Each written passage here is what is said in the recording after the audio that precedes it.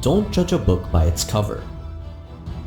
Because the cover looks like garbage. This is something you get at a bootleg DVD store in 2008 with its randomly colorful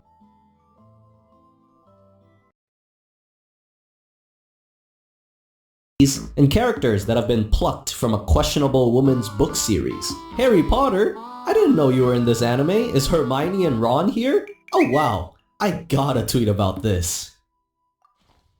Trans people. But if you look past the terribly generic poster, you'll be greeted with, honestly, an equally generic plot with overdone character tropes seen in almost any shonen anime.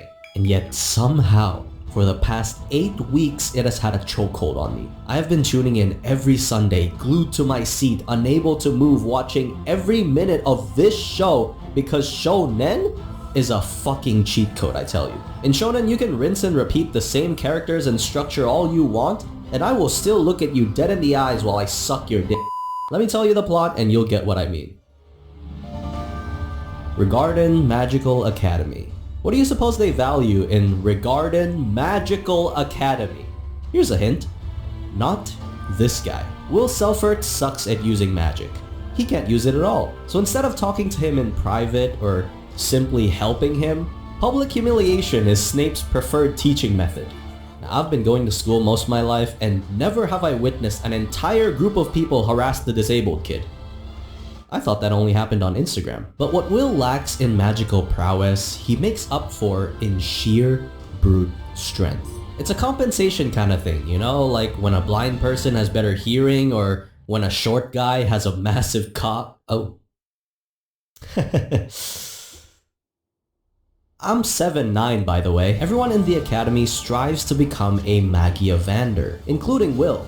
Basically, the 5 most powerful mages in the world, except instead of wanting to contribute to society by helping to maintain the barrier that protects the world from the impending doom enveloping them, Will just wants to make out with his childhood friend who made it to the top. You know what? Some people deserve to be bullied. Listen man, between you and me, she only liked you because you guys were poor. She don't fuck with you like that anymore. You're in the streets, she's ordering Uber Eats. Different classes. She don't fuck with you like that anymore. You're in the streets, she's ordering Uber Eats. Different classes. There's levels to these things. Regardless, you're in the streets, she's ordering Uber Eats. Different classes. There's levels to these things. Regardless, he's still determined to make his way to the top with the help of smart girl who likes him, bully who secretly likes him, roommate who really likes him, and 2 other guys and girls who probably want to fuck him. What's interesting about this anime is how none of it is original. The whole talentless MC trope has been predecessed by Black Clover, Mashal, and My McDonald's Academia. You know, I saved the world before. I had this quirk called One for All, and the number 1... Guys, Mr. Deku's yapping again. Free period. And let me be clear. There's nothing wrong with having the same trope. If it works, it works. Personally, it just hasn't for me. Asta's annoying, Deku's a square, and I haven't watched Mashal. Will, however, is a likable guy.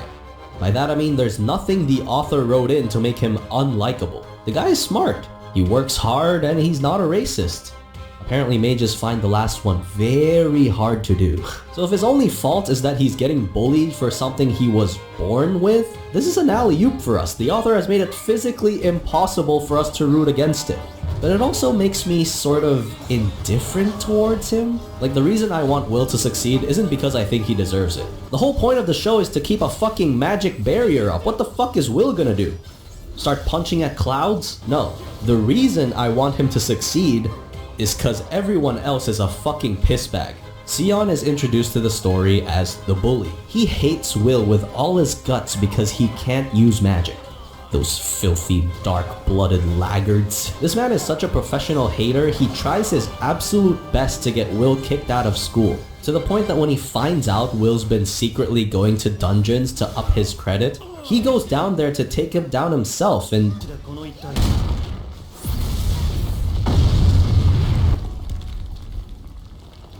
proceeds to wet his diaper begging for his life. I will give Will credit, cause the one realistic thing he does is in this scene. Wait, so you're about to be brutally murdered by this mythical beast after you've bullied me for years since we were kids?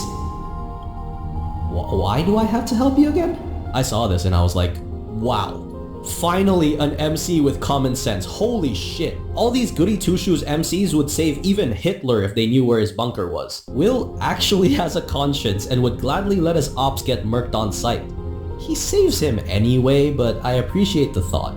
So now Sion's like, I just want you to notice me!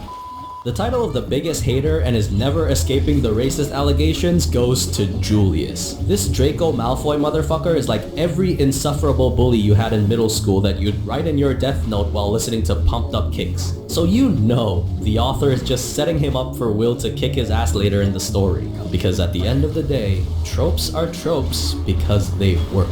Hell, one of my favorite shonen anime, Dr. Stone, has only one personality for each character. When you write an MC who has zero dislikability, and you have everyone in the world hate him, you don't go, yeah, kick that fucker's tiny balls. No, you feel bad for him, especially when the people around him are either underdeveloped or just straight up dickheads. The more you follow the formula, the more you're likely to succeed. And again, for the millionth time, I am not saying that's a bad thing. I'm just saying it's predictable, it's nothing special, and I'll still eat it up because look, I love pizza. I know what pizza tastes like. It's probably bad and I'll probably get sick of it if I have it every day, but once a month? That family-sized double pepperoni with dip is gonna feel so fucking good inside me. Pause. It's like that.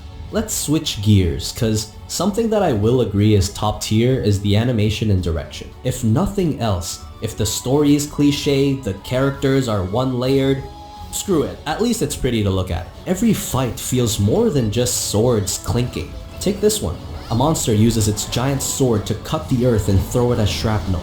Will blocks, parries, giant sword gets stuck to the ground, Will rolls up, swings, dodges midair, cuts his arm off. This guy charges a giant fucking laser beam and Will uses it to redirect the lightning and cut the monster in half. The fun is that you don't have to think of the physics, you know that looked cool. In another fight, it's melee versus ranged, so he uses the same shrapnel trick he learned from the monster to create a distraction. Makes a huge dust cloud to hide his position so that he can shoot up to the ceiling with immense speed and snipe down from above to close the gap. Jesus Christ, the fights have more thought put into them than Hermione's character so far. What I love about the fights is that they use their terrain. They use everything at their disposal, and that makes a battle of wands versus swords feel way more realistic and balanced. Normally, ranged magic users would crush melee fighters, but add in a stage they can utilize and suddenly it becomes an even playing field. It helps to have talented animators bring these scenes to life, of course. But it takes an equally talented director to imagine how the fights should be carried out. Now the fights are one thing, but the magic is a whole other story. You ever notice that their powers are solely based on the color of their hair? No? Well, let's play a game. Why don't you tell me which of these elements at the bottom belong to the characters on top? Don't think too hard now. Wouldn't want shonen fans to melt their brains. Like imagine a wind user born with red hair, and the moment they set foot in school, they just bloop. 2020 Billie Eilish. All in all, I think Wistoria is an anime worth investing your time into, especially since the last season of anime had such a mediocre lineup. It's definitely a show I'd recommend to people who don't watch anime a lot, cause the barrier for entry is in hell. I mean, I literally just made you match elements to hair color. How preschool can we get? But I think it's a really safe pick that won't leave you disappointed and might even get you hooked on the show. Try it out and let me know your thoughts in the comments after. Thanks for watching. See you soon. And I got other stuff to watch. But last month, as my father dragged me to bike across Portugal and Spain through thunderstorms, it got me thinking maybe the anime can't be that bad. But I was wrong. I was so wrong. So let's take a look at the anime that most people never bothered to finish to piece together what went wrong and how I, with zero animation abilities, zero writing skills, and a minor in African American studies for some reason, would fix it. Now let me give you a satire synopsis of the anime to catch you up to date, and I will be skipping a lot. 10 years ago, the 7 deadly sins supposedly betrayed the kingdom of Leones by making a pincushion of the Grand Master of the Holy Knights and then vanishing off the map. 10 years pass until the princess of the kingdom of Leones, Elizabeth, stumbles into a tavern saying that the kingdom has been overthrown by the Holy Knights, and that she's looking for the 7 deadly sins to help save the kingdom. Meliodas, the owner of the tavern, says, "Aren't they evil? That's like asking Dan Schneider to help make more Nickelodeon TV shows. The enemy of my enemy is my friend." That's like asking P. Diddy to help a kid's rap career. Meliodas still decides to help because he's actually the leader of the 7 deadly sins, so together they go out to try to find the other sins. Deanne was Slump and Moisty Meyer. She's a giant whose entire purpose in the show is to lose every fight she's ever in. Bond was where most of them should have been. Prison. Many years ago, Bond was searching for the Fountain of Youth, which led him to the Fairy Forest where he ran into Elaine. They became rather good friends. Oh, thank God. I mean, no, why? Anyone but them. Elaine sacrifices herself, giving Bond the Fountain of Youth, making him immortal, with his singular goal to resurrect Elaine. King was on Reddit defending random women. His backstory is that he's the Fairy King who was supposed to be there to protect the forest but was busy raising his future wife. Finally, Gother, who is just hanging around. He's a doll who lacks emotions and really wants a heart. Get out of here, Tin Man wannabe. Go follow the Yellow Brick Road or something.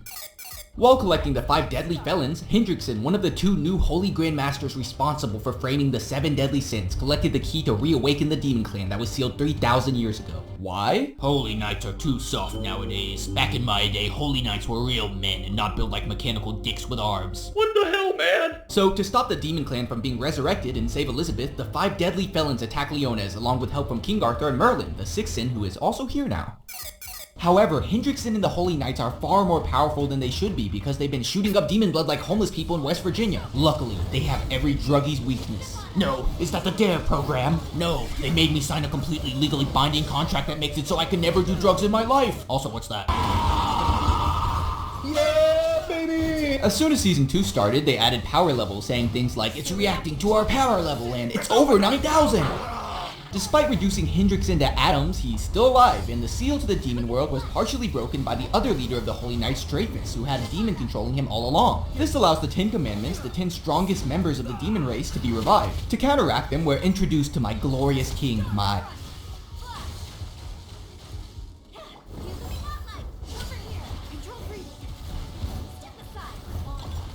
Sunshine, my only sunshine. Escanor is the final member of the 7 deadly sins, and the strongest of all of them when the sun is up. To try to keep up, everyone begins intensive training. Meliodas dies. Now it gets... Sunshine. Escanor is the final member of the 7 deadly sins, and the strongest of all of them when the sun is up. To try to keep up, everyone begins intensive training. Meliodas dies. Now it gets bad. It got me watching from my bed like... They even decided to turn the blood white. Never in a million years did I think I'd be looking up uncensored versions of the 7 deadly sins after the age of 16. It starts by telling us about Elizabeth's and Meliodas' curses. When the original Holy War was going on 3,000 years ago between the angels, demons, giants, humans, and gnats, Meliodas was the leader of the 10 Commandments, but he fell in love turning into Bob from Open Season. Oh, Meliodas, I think we should bring peace between the races. Oh, I agree, it's a marvelous idea. So the Supreme Deity and Demon King decided, I know we've been fighting since the dawn of time and could kill them and just be done with it, but fuck those kids in particular. Giving Meliodas the curse of always being resurrected when he dies, but each time he loses his emotions, slowly turning into my ex. And Elizabeth got infinite reincarnation, where she will always be reborn without her memories, fall in love with Meliodas, regain her memories of her past lives, then die within 3 days in front of him. This is why Meliodas' goal of the anime is to break the curses. Back in real time, Elizabeth gets her memories back, meaning she has less than 3 days before she gets sent back to the character creation. Panicking because he's tired of changing her diapers, saying, You're gonna be such a heartbreaker when you grow up. He decides to join the demons, absorb all the commandments to become the new Demon King, then break the curse. Now Zeldris, the new leader, is not okay with this. This is his birthright. Until he's offered a big titty vampire mommy. I believe Zeldris responded with, Awooga! Normally, Meliodas wouldn't do something so rash, but since he lost his emotions last time he died, he still had that post-death clarity. So Bond goes to Purgatory to get his emotions back, since he's the only one who can survive there. Because 1 minute in Purgatory is 1 year in the real world. It has poisonous air that eats at the flesh and souls of all mortals. In other words, California. But all the pain Bond felt, the years he suffered, was nothing compared to the pain I went through after Elizabeth got that great clipped haircut. On the bright side, Arthur dies. King gets his final form, just you. Bond returns from Purgatory. Nothing compared to the pain I went through after Elizabeth got that great clipped haircut. On the bright side, Arthur dies. King gets his final form, just you. Bond returns from Purgatory and revives Elaine by giving up his immortality. As long as I can fulfill the promise I made to you, to steal you away someday, no matter what. What Bond didn't know is that the only thing that would be stolen away from him was his freedom. Realistically, think of how romantic this could have been if she hit puberty 15 years ago. The Demon King takes over Meliodas' body, they team combo the Demon King and win. But in the process, the Archangel most likely to say demonic with the hard C dies. Any final words? This is but one small step along the way. The first step that will bring the goddesses and demons together after despising each other for so long. What? No, man. Didn't you just commit genocide the other day? I changed a lot in the last few days I've been unsealed. You became unracist in a day. Yes? Meliodas breaks the curse, Spawn loses his virginity in chapter 308, trust me it's important to the lore, everyone celebrated, and then there was rock. What's 17 more years? I can always start again. Make another kid. Guys, guess who's not dead? The Demon King who actually took over Zeldris' body. So did nobody bother to check on him after the final battle? Team combo, they got him that time. Wait, no, actually the Demon King just takes over the earth. Then with one more team combo, the Demon King was finally defeated. But Escanor, although knowing the outcome, used up all of his life force in the final battle and passes away. Then Merlin teleports them away, revives Arthur because he's the King of Chaos, which is the primordial force that created the Demon King's supreme deity. Hawk's mother was actually where Chaos was sealed, and now Arthur can create anything. And this cat is the descendant of Chaos and evil. This is some Kaguya level balderdash. But you don't understand. This was all part of Merlin's plan. It was her who reactivated the curse on Elizabeth. It was her who allowed the Demon King to take over Meliodas. And it was her who increased the price of the $5 footlong. Merlin, take a seat. You're not Eisen. Cat gets absorbed and they all get married and have kids. And you know what Meliodas' kid got for his birthday? He got to watch the whole anime. Poor kid. Let's talk about the elephant in the room. Get the hell out of here, Horton. The animation had me believing that I could animate this. I couldn't, but it was so bad that I could get an atheist to believe in me. I mean, they took away red blood cells. The only thing that should be doing that is autoimmune hemolytic anemia. Burning with lunar equinox. The Meliodas versus Escanor fight was the fight that was supposed to be up there with Sukuna versus Maharaga, Saitama versus Boros, Twilight versus Tyr. Instead, it came closer to watching a Beyblade battle. This is one of the reasons it's known as 7 Deadly Frames, more like 7 Deadly Facelifts, jeez. There are not many times when it's universally agreed that the manga is better than the anime, but this is one of those times because the animation looks like Play-Doh when you combine all the flavors. This is mostly due to A1 Pictures after season 2 saying, I don't want to play with this anymore, giving it to Studio Dean. Need I say more? But why would A1 Pictures stop making 7 Deadly Sins? Well, fake money, baby! Why make more 7 Deadly Bankruptcies when our cash cow is about to make us millions by turning Sylvester Stallone into a cute anime girl? The real reason is because after the Prisoners of the Sky movie didn't perform nearly as well as Ordinal Scale, or a single Asuna figure for that matter, they decided it wasn't profitable anymore. And since basically no studio wanted it due to the time constraints, it resulted in anytime you pause it, something funny will be on screen. Face structures are constantly changing. Every character looks like they failed a Botox. Look guys, it's turning into night and they totally aren't just decreasing the brightness of layers. I originally wrote, make sure to mention I am nitpicking scenes that look bad. It's not all bad. That was before I started season 3 and I was wrong. It was all bad. So here are a few of my favorite scenes to highlight just how abhorrent the animation was. This is not my Bond. This is. These are fairy PNGs being moved across the screen. Meliodas just floats away here. And I'm no genius, but that smoke is moving sideways. This wouldn't be as problematic in a show like Non-Non-Baiori, but when a show is, well, a battle shonen that highlights fights, animation is important. Because 12-year-old me doesn't care about the deep emotional turmoil of how it feels losing a loved one hundreds of times in front of your eyes. I care if when Escanor fights, he has more frames than a loaf of bread.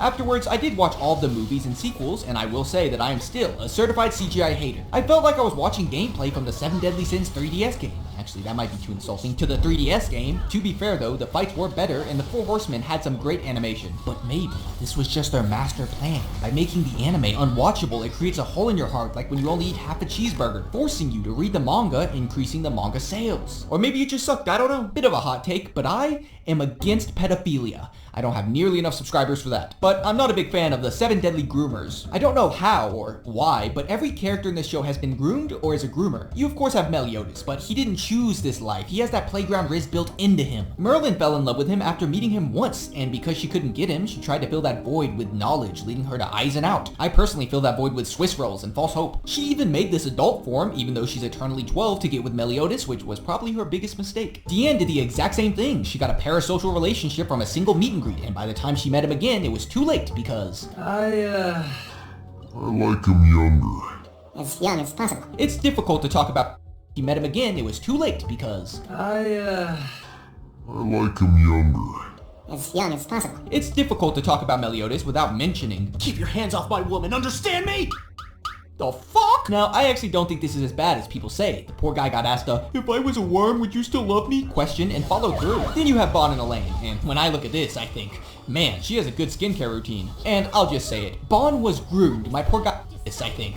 Man, she has a good skincare routine. And I'll just say it. Bon was groomed. My poor guy got cougared, which clearly runs in his blood, because you know Jericho, that nice young lady who had a pissing contest with Elaine? When she said, I'll be with him until in his blood, because you know Jericho, that nice young lady who had a pissing contest with Elaine? When she said, I'll be with him until he's interested in me, she meant that, even if it meant only a part of him would love her, and I do mean his sperm, because she is okay with the sequel. King kind of Stockholm Deanne into loving him, but he does get a pass because it's a childhood romance. Kind of. Well, one was a child. I will defend the mangaka a bit, because maybe he just likes drawing characters younger, since it's intended for a younger audience, and it's not just the girls drawn this way. Meliodas is built like a 12-year-old bodybuilder that claims to be natural. However, this was an anime that I feared somebody walking in on me watching because of the fan service. I once saw my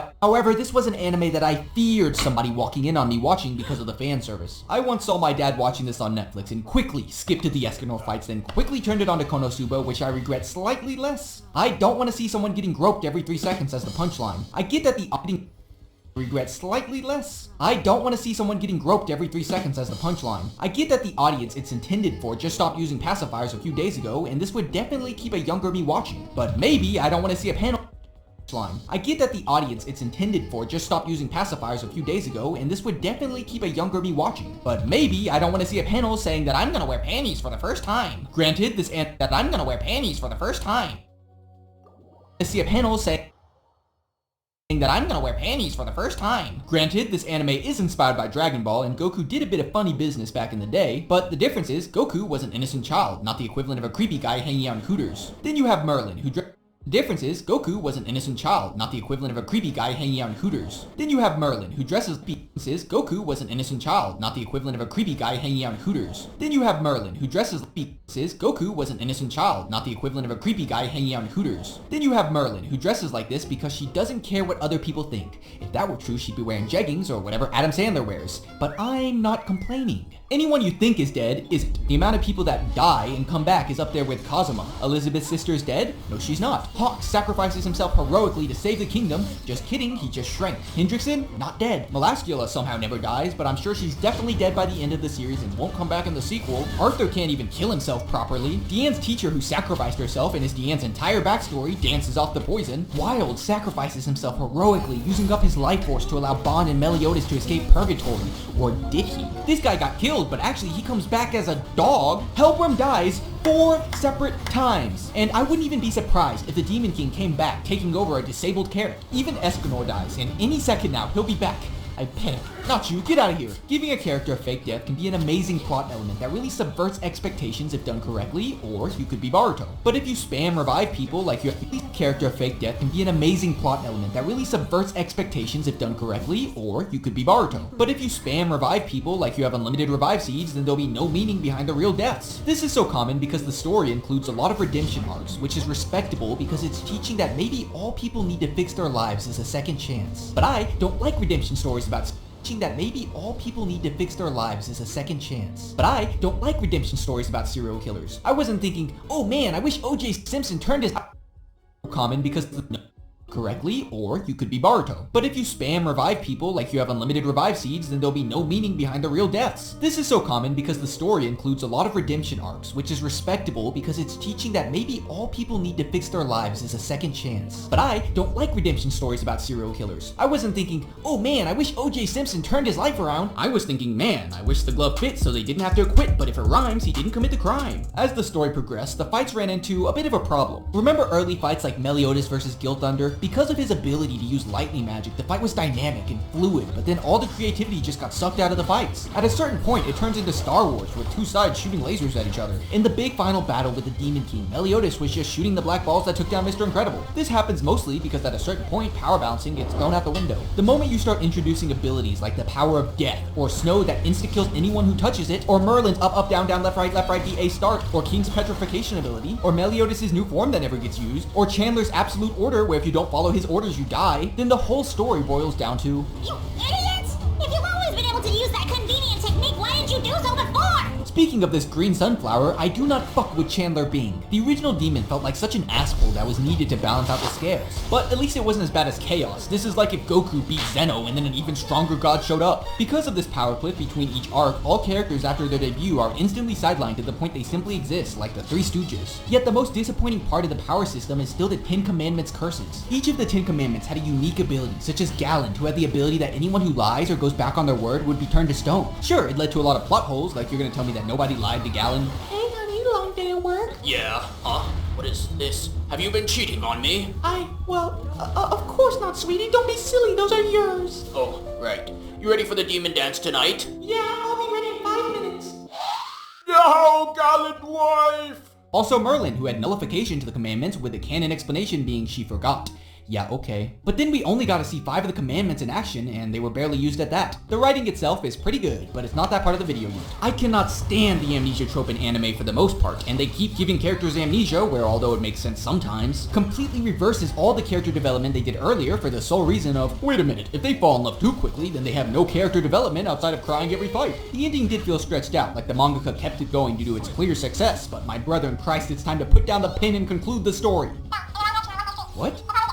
The sequel was the 39th best-selling manga of 2021? My good friend, have you considered the 7 heavenly virtues, the 9 choirs of angels, the 12 disciples? Let me talk about what the show did right to bring balance to the universe. This is one of the few anime where the dub is actually more well-known than the sub. This is probably because most of us watched it on Netflix, and if you didn't, geez, let me check you into the senior citizens home, old man. When I think of Escanor, I think of Kyle. When I think of Hawk, I think of Christina. And when I think of Villager B from episode 14, I think of Doug. These 2 intros are also some of the most iconic in anime. The thing about Nakaba Suzuki, I know this is gonna shock a lot of you, but he wrote a good story. The entire concept of the universe that it takes place in is so simplistic but feels complete, even though it takes place in Britain. The driving element of one character that lives forever and one who's constantly restarting is an intriguing concept that I haven't seen many times for reasons I'm sure, but it's still really good. Some of the twists, like the Esterosa reveal and that Bond was actually a virgin up until chapter 308, trust me it's important to the lore, are done well because the mangaka is really good at foreshadowing. In season 1, when it was hinted that a Sin could be a traitor, I suspected every single one of them, until I didn't, because we solved that mystery, but one of the Sins was actually a traitor. King, who got them cancelled for a lack of inclusivity. The mangaka is also so good at creating hype moments. When Meliodas switched it on, it never felt out of place. Just look at their names, the 7 deadly sins, the 10 commandments, the weird fangs. Okay, maybe not that one. And I cannot tell you what a grip this man had on the anime community in 2018. Every time he spoke, boys became men. Apologize to me that you were born into my world. These quotes had Shakespeare quaking in his boots. I am the one who stands at the pinnacle of all races is such a cold line that I'm not allowed to say. The characters for the most part are all really likable and well written, from Bond to Villager B. My favorite when I was a young one was Hawk, and you know what? The 8th sin of leftovers is still pretty funny. Meliodas kind of sucks, since guys like him are the reason why you have to cover up your shoulders in schools. Elizabeth was the you have to cover up your shoulders. Sucks, since guys like him are the reason why you have to cover up your shoulders in schools. Elizabeth was the proprietor of the Taku no Jutsu and sure did pocket stage the entire anime and even sounds like a ballerina girl. Sir Meliodas, do you need a heal? The original user of Infinity, and I cannot tell you what a chokehold Merlin had on me as a teenager. But discovering this is her true form was my 13th reason why I felt like I got groomed. Bond was that guy. He stole everything. That dude's clothes, the Fairy King title, his sister's virginity in chapter 308. Trust me, it's important to the lore. But you can't talk about the characters without mentioning my glorious King Escanor. If I had to show any anime clip to get a 13-year-old kid to watch anime, I would show him Rent-A-Girlfriend. But if they had loving parents, I would show them Escanor versus Esterosa. Yet I will never forgive them for NTRing my goat. I don't care about the rest of them, especially the guy whose entire ability is to give trauma to people. You're not my father, relax. Almost all characters follow a theme that bad guys aren't all bad and that good guys aren't all good. My favorite of this instance was Broderick, who grew to love the kid of the body he hijacked, which was so unexpected but really showed the depths of even the villains. Too bad everything good in this story was ruined by giving Elizabeth this 5 and below haircut. In conclusion, if you flip through the manga fast enough, it has better animation. You giving Elizabeth this 5 and below haircut. In conclusion, if you flip through the manga fast enough, it has better animation. You need to shut up now. 0 out of 10, I wished I was the one who got amnesia. Hello, Outro Lunar here. You're probably not wondering where all my uploads have been. Well, I went to Portugal first, and now I am moving back to the land of freedom in a few months, so they took all my stuff, and I am working under a bedsheet now. So until I get there in June-ish, my upload schedule will be pretty bad, so thanks for bearing with me, and also this was a long video, and I may or may not have deleted my script once and had to redo it.